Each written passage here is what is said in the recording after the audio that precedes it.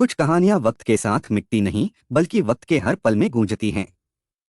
ऐसी ही एक कहानी है नवरुणा चक्रवर्ती की, एक मासूम जो एक रात अचानक गायब हो गई और पीछे रह गया एक पिता का टूटा हुआ संसार, सवालों का तूफान और इंसाफ की एक अधूरी तलाश।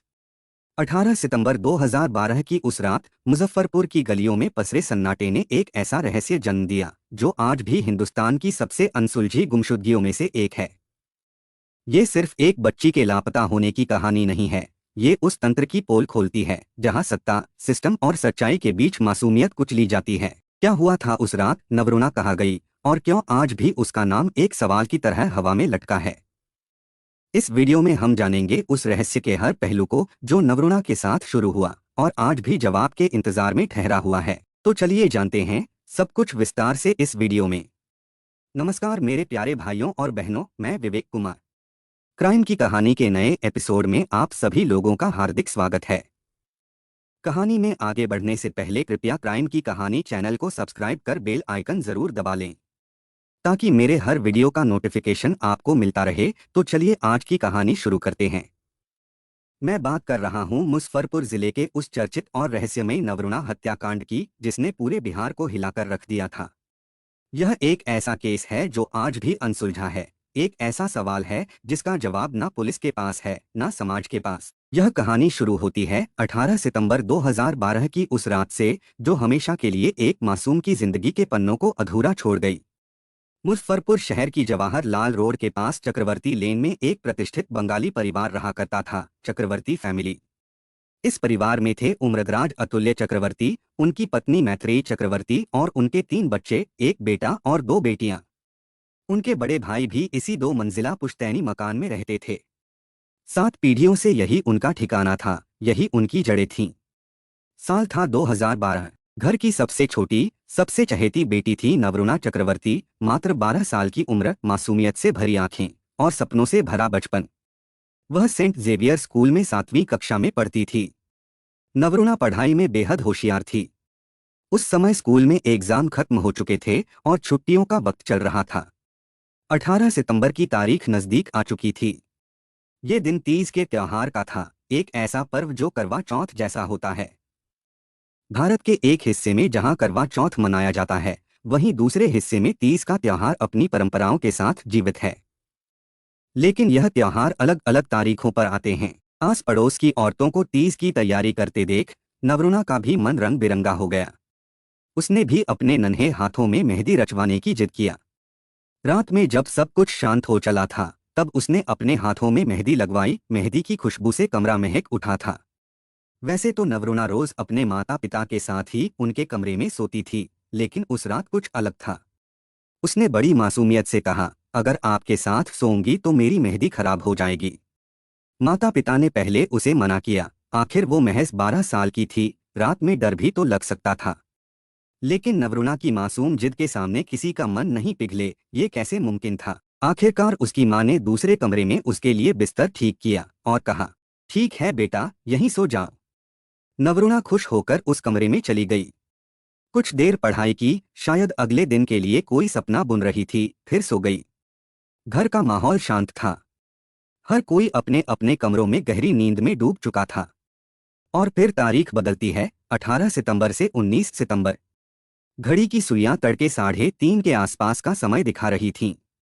सन्नाटा इतना गहरा था कि सन्नाटा भी डर जाए। अचानक पिता अतुल्य की नींद खुलती है। शायद वॉशरूम जाना था। वह कमरे से बाहर आते हैं और देखते हैं कि गलियारे की लाइट बंद है।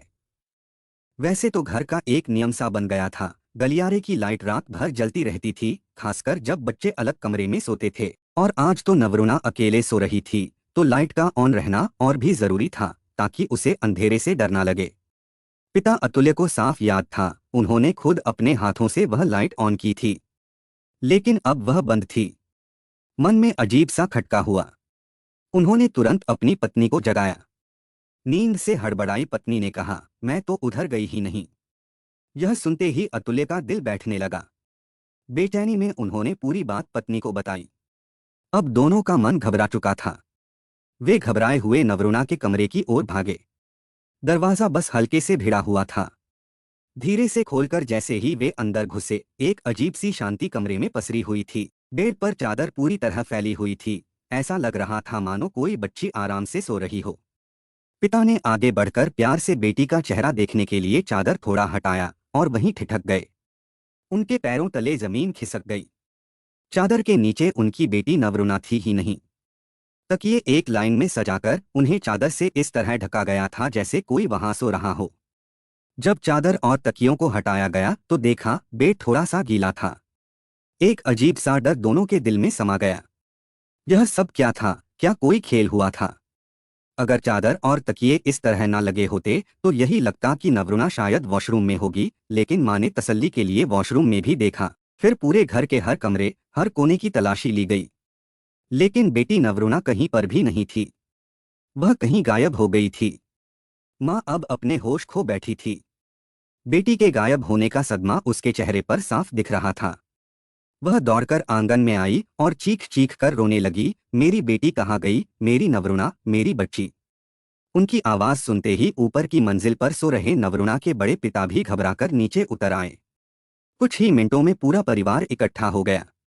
सभी के चेहरे पर बेचैनी थी, डर था और एक अनकहा खालीपन। सभी ने मिलकर घर के हर कोने, हर दरवाजे की जांच शुरू किया।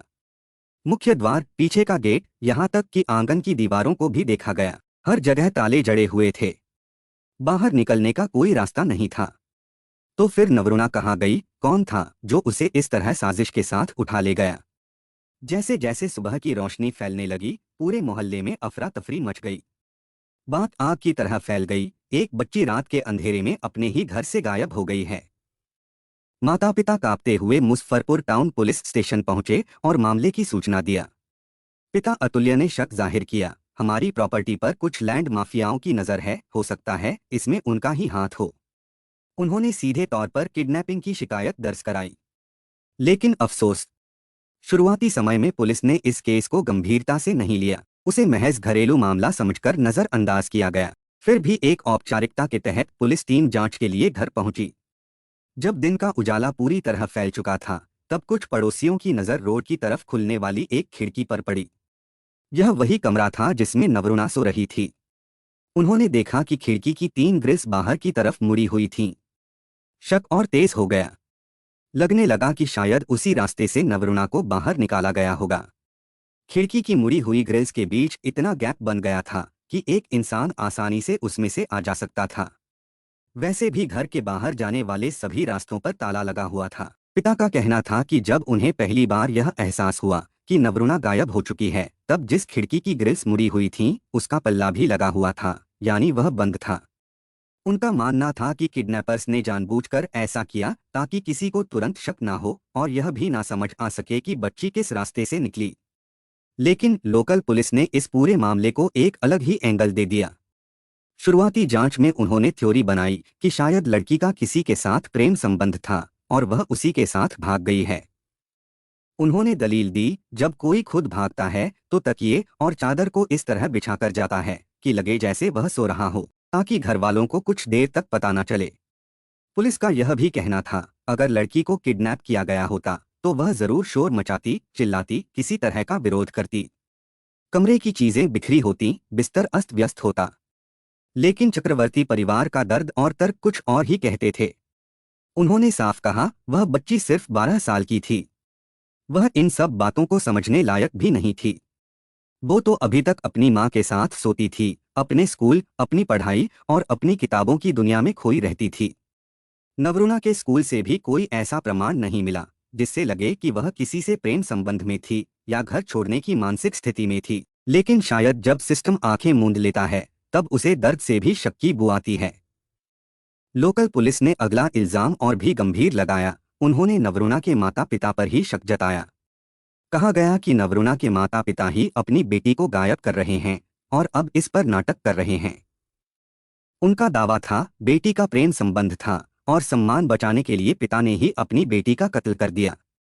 पुलिस को जब अपनी प्रेम प्रसंग वाली थ्योरी पर पूरा भरोसा हो गया, तो उसने चक्रवर्ती परिवार के घर की तलाशी का सिलसिला शुरू कर दिया। हर कोना, हर कमरा, यहाँ तक कि छत और बेसमेंट भी खंगाले गए। हो सकता है इन्होंने शव को कहीं छिपा दिया हो। यही सोचकर पुलिस ने घर के सेप्टिक टैंक तक की जांच कर डाली। घर की दीवारें अब सन्नाटे में डूब चुकी थीं, लेकिन पुलिस को उसमें भी खामोशी से चिल्लाती हुई कोई कब्र दिखाई दे रही थी।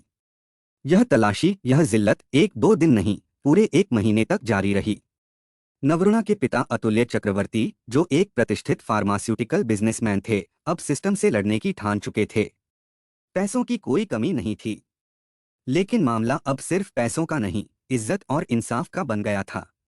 अतुल्य चक्रवर्ती ने अपनी बंगाली कम्युनिटी में मौजूद एक सुप्रीम कोर्ट के जज से संपर्क किया। उन्होंने बेटी की हालत, पुलिस की बेरुखी और समाज के सवालों को उस जज के सामने रखा। जज भी इस मामले की गंभीरता को समझ गए। उन्होंने सीधे बिहार के उस समय के एडीजी गुप्तेश्वर पांडे से कहा, आप इस केस को एक बार देखिए। गुप्तेश्वर पांडे के दखल के बाद पुलिस की रफ्तार थोड़ी तेज हुई। अब प्रेम प्रसंग वाली थ्योरी किनारे रख दी गई और जांच की दिशा बदली। अब पुलिस का ध्यान गया उस तरफ जहां पिता अतुल्य शुरू से इशारा कर रहे थे, लैंड माफिया। दरअसल अतुल्य चक्रवर्ती का अपने पड़ोसी से जमीन को लेकर एक पुराना विवाद चल रहा था। इसके अलावा 2 और लोग थे जिनसे उनकी अनबन थी। ये वो लोग थे जो या तो उनकी पुश्तैनी प्रॉपर्टी को हड़पना चाहते थे या जबरन सस्ते दामों में खरीदने का दबाव बना रहे थे। पुलिस ने इन तीनों को हिरासत में लिया, उनसे पूछताछ की गई घंटों तक, लेकिन ना कोई ठोस सबूत मिला, ना कोई कबूलनामा। इस बीच नवरुणा की गुमशुदगी को 1 महीना बीत चुका था। उसका कमरा, जहां वो आखिरी बार सोई थी, पुलिस द्वारा सील कर दिया गया था। अब उस कमरे में कोई नहीं जा सकता था, ना माँ, ना पिता, ना कोई और। कमरे की दीवारें, किताबें, उसकी कॉपी पर लिखा हुआ नाम, मेहंदी लगे हाथों के निशान, सब ज्यों के त्यों थे, लेकिन वो मासूम चेहरा अब वहां नहीं था। जांच में एक नया मोड़ आया जब 1 महीने बाद फॉरेंसिक टीम मौके पर पहुंची। कमरे की बारीकी से छानबीन करते हुए उन्होंने एक जगह से कुछ अजीब सामान बरामद किया, एक रस्सी का टूटा हुआ टुकड़ा, एक ताबीज और साथ में कुछ एसिड के निशान। इन चीजों से साफ था कि मामला साधारण नहीं था। फॉरेंसिक टीम के मुताबिक बदमाशों ने पहले खिड़की की ग्रिल पर एसिड डाला था, जिससे उसका जोर कमजोर हो गया। फिर एक मोटी रस्सी लेकर उसे ग्रिल के चारों ओर लपेटा गया और जबरदस्ती बाहर की ओर खींचा गया, जिस वजह से ग्रिल मुड़ गई थी। यह घर तो बहुत पुराना था, सदियों से चला आ रहा था। खिड़कियों और ग्रिल की हालत समय के साथ कमजोर हो चुकी थी, पर इस घटना ने उनकी कमजोरी को और बढ़ा दिया। दिन, हफ्ते, महीने गुजरते गए, लेकिन नवरुणा का कोई पता नहीं चला। जैसे जैसे वक्त बीतता गया, परिवार का दर्द बढ़ता गया और आस टूटती गई। अब बात आती है 24 नवंबर 2012 की। करीब 2.5 महीने बाद का समय था। मुजफ्फरपुर म्युनिसिपल कॉरपोरेशन के कर्मचारी नालों की सफाई कर रहे थे। उनका काम था आसपास के नालों को साफ करना ताकि पानी निकासी में कोई रुकावट न आए। सफाई करते करते वे नवरुणा के घर के ठीक सामने वाले नाले तक पहुंचे। यहाँ नाले का कवर, जिसे पटिया कहते हैं, हटाकर साफ किया जा रहा था। तभी कुछ ऐसा हुआ जिसने पूरे इलाके को हिलाकर रख दिया। नाले से कचरा बाहर निकालते हुए अचानक लोगों की भीड़ जमा हो गई। पुलिस को तुरंत बुलाया गया। कारण था नवरुणा के घर के नाले से एक इंसानी कंकाल बाहर निकलना। पुलिस को जब वह इंसानी कंकाल मिला तो उनकी सबसे पहली सोच थी, कहीं यह हड्डियां गायब हुई नवरुणा की तो नहीं। फोटो खींचे गए और तुरंत इन्हें मुजफ्फरपुर के Shri Krishna medical college and hospital भेजा गया। वहीं से जांच के बाद हड्डियों को आगे पटना के फॉरेंसिक लैब भेजा गया, जहां वैज्ञानिक जांच की जाती थी। फॉरेंसिक रिपोर्ट ने एक ठोस सच सामने रखा, ये हड्डियां किसी 13 से 15 साल की फीमेल की थीं।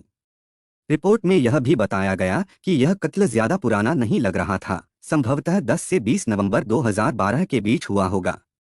यह डिस्क्रिप्शन बिल्कुल एक्यूरेट नहीं था, कुछ आगे पीछे हो सकता था, लेकिन यह एक बड़ी कड़ी साबित हो सकती थी। इस बीच नवरुणा की कहानी पहले ही मीडिया की हेडलाइंस बन चुकी थी, लेकिन हड्डियों के मिलने के बाद खबरें और तेजी से फैलने लगीं। यह मामला न सिर्फ बिहार बल्कि आसपास के राज्यों तक भी चर्चा में आ गया। जांच पूरी होने के बाद पुलिस ने सोचा कि सही साबित करने के लिए एक और कदम उठाना होगा। उन्होंने नवरुणा के माता पिता से आग्रह किया कि उनका ब्लड सैंपल लेकर डीएनए जांच कराई जाए। इससे पता चलेगा कि क्या ये हड्डियां सचमुच नवरुणा की हैं या नहीं। लेकिन चक्रवर्ती परिवार इस प्रस्ताव को स्वीकार करने को तैयार नहीं था। उनका मानना था कि उनकी बेटी किसी ने किडनैप किया है और पुलिस का काम है उसे वापस लाना। डीएनए जांच को वे मानने से मना कर रहे थे।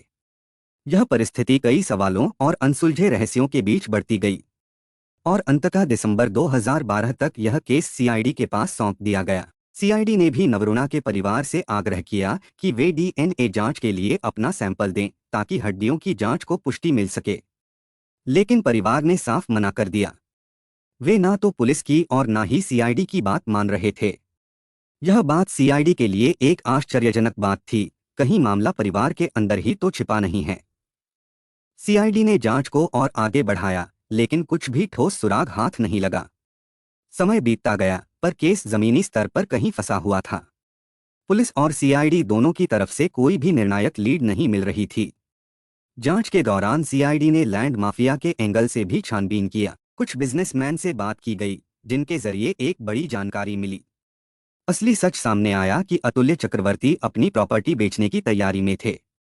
1 सितंबर 2012 को उन्होंने एक बिजनेसमैन के साथ डील की थी, जिसमें 21 लाख रुपए का एडवांस भी लिया गया था।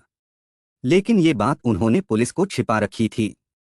सीआईडी को यह जानकारी उस बिजनेसमैन के जरिए मिली और इसके बाद अतुल्य चक्रवर्ती से इसका क्रॉस चेक भी किया गया। उन्होंने स्वीकार किया कि डीलिंग हुई थी और उन्होंने पैसे भी लिए थे। यह डीलिंग इलाके में आग की तरह फैल गई थी और ध्यान देने वाली बात यह है कि यह घटना नवरुणा के गायब होने से पहले की थी। बताया जाता है कि उस समय जमीन की कीमत लगभग 4 करोड़ रुपए थी। संभावना यही थी कि लैंड माफिया नहीं चाहते थे कि चक्रवर्ती परिवार अपनी संपत्ति किसी और को बेचकर इस इलाके से चला जाए। नवरुणा के पिता का मानना था कि शायद इसी वजह से किसी ने उनकी बेटी को गायब करवा दिया होगा। एक तरह से उन्हें वहां रोकने की साजिश रची गई थी। लड़की गायब हुए अब तक 1 साल का वक्त गुजर चुका था।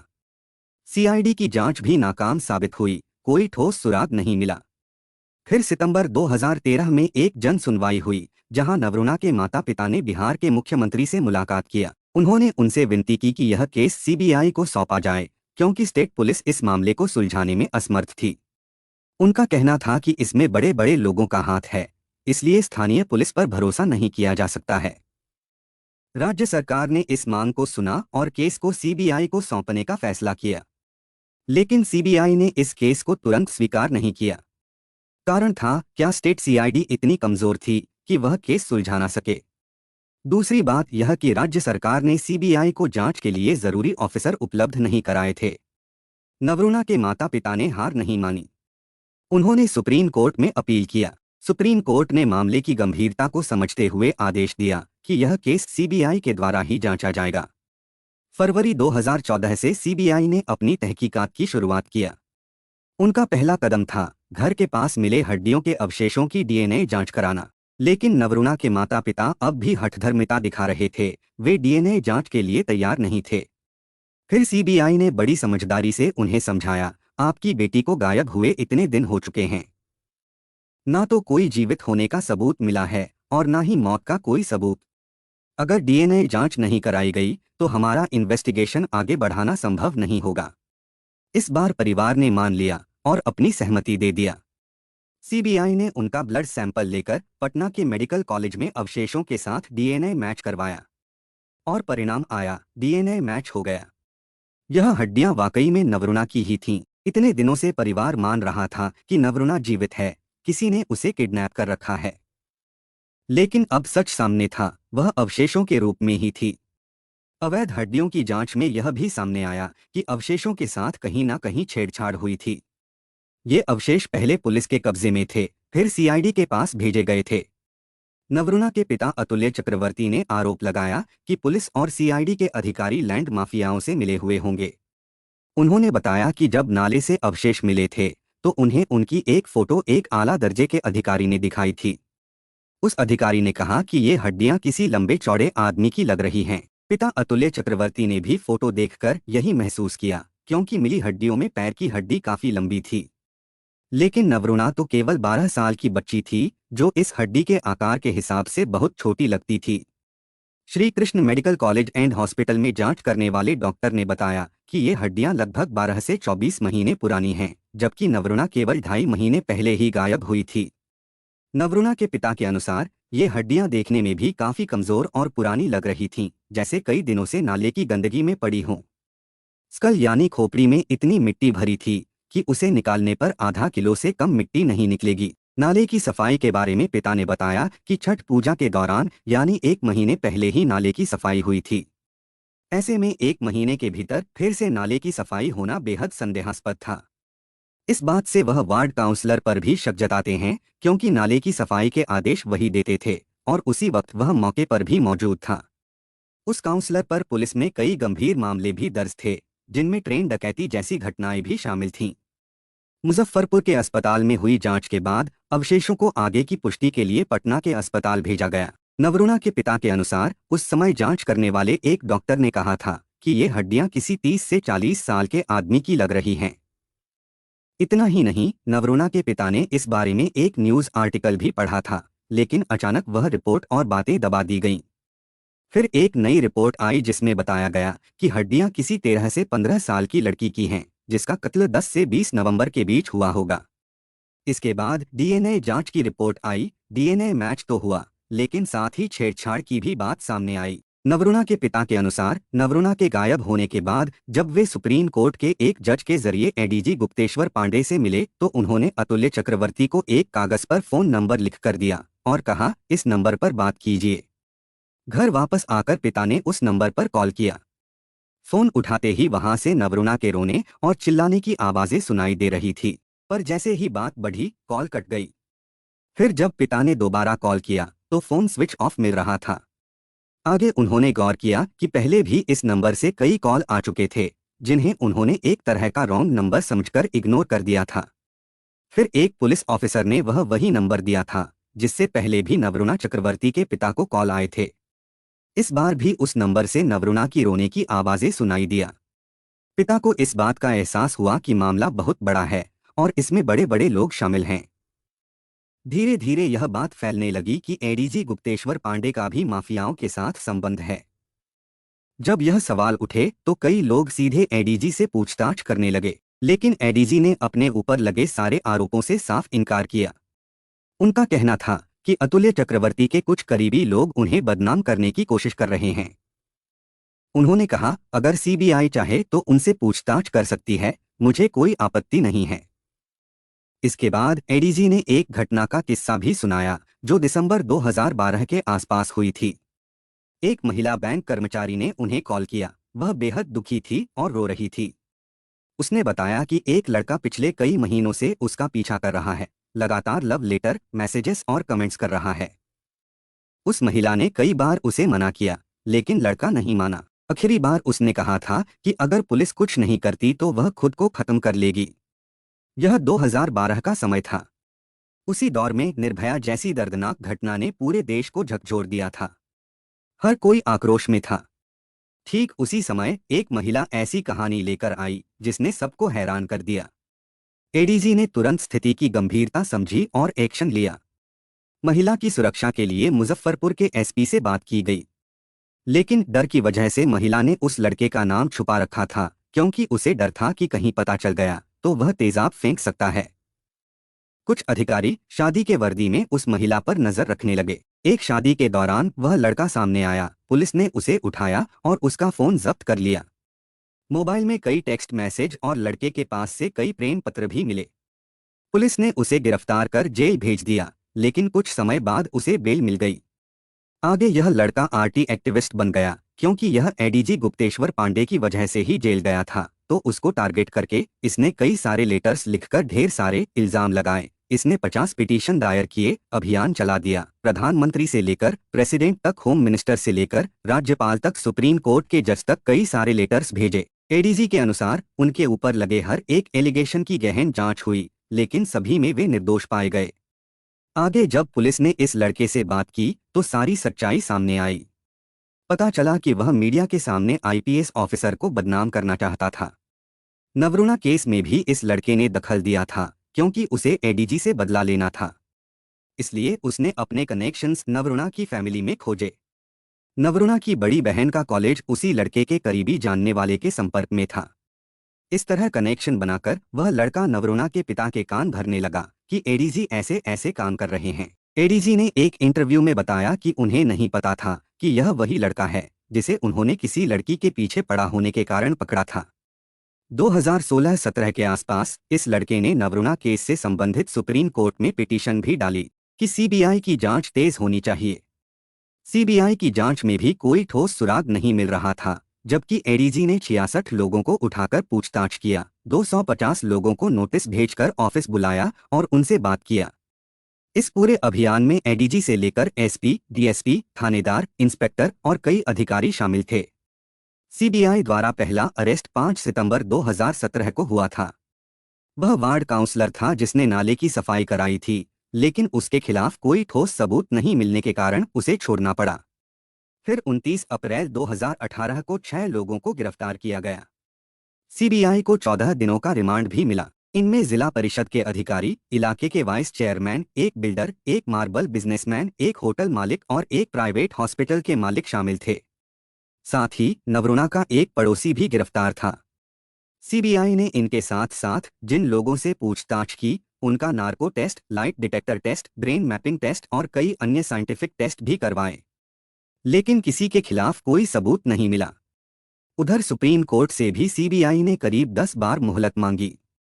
सुप्रीम कोर्ट बार बार कहती रही कि आपकी डेडलाइन है, रिजल्ट दीजिए, लेकिन सीबीआई असमर्थ साबित हुई। सीबीआई को जो भी जानकारी मिलती, वह नवरुणा के पिता से साझा करती थी। 2020 की एक शाम सीबीआई स्पेशल कोर्ट में अपनी क्लोजर रिपोर्ट दाखिल करती है।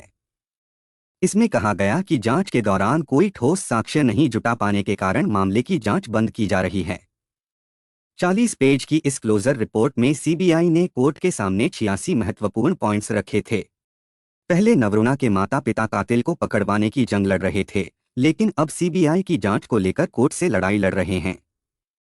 क्लोजर रिपोर्ट के बाद नवरुणा के माता पिता कोलकाता चले गए, क्योंकि नवरुणा के पिता की तबीयत बिगड़ गई थी और उन्हें वहां इलाज कराना था। नवरुणा के पिता ने किसी मीडिया पर्सन से फोन पर कहा कि सीबीआई भी राजनीतिक प्रभाव में है और मामला सुलझाना नहीं चाह रही है। उन्होंने अदालत पर पूरा भरोसा जताया कि न्याय जरूर मिलेगा।